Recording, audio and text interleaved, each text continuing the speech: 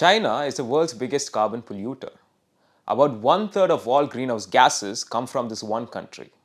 And now, Beijing says it's ready to change. At the UN Climate Summit in New York, President Xi Jinping announced that China will cut emissions by 7 to 10% by 2035. He also promised a six-fold jump in solar and wind power and a big push for electric and clean energy vehicles. Xi called it the path towards a climate adaptive society. This is a big deal because China's choices matter more than almost any other nation. If China shifts, the world shifts. But can it really deliver? Let's look at the record.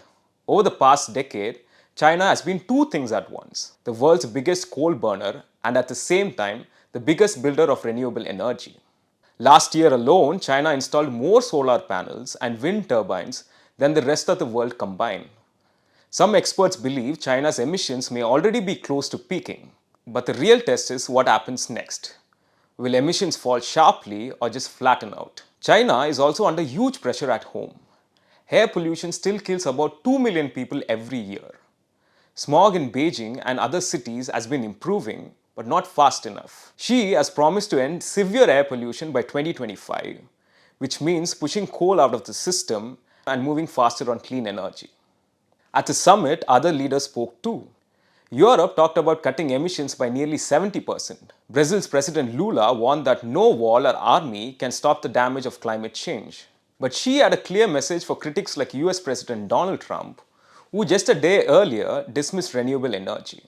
Without naming him, Xi said while some countries are moving backward, the rest of the world must keep moving forward.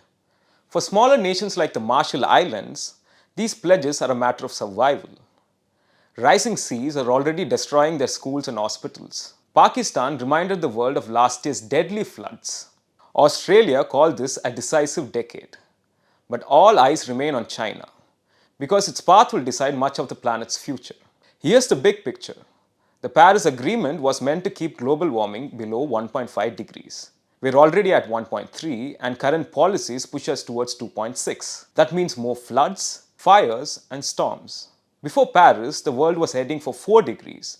So there's progress, but not nearly enough. China's pledge is a milestone. It shows the country wants to be seen as a leader on climate, not just a problem. But pledges are easy. What matters is action, cutting coal, cleaning the air, and proving that the world's largest emitter can actually bend the curve downward. Thanks for watching. For more such videos, follow The Hindu.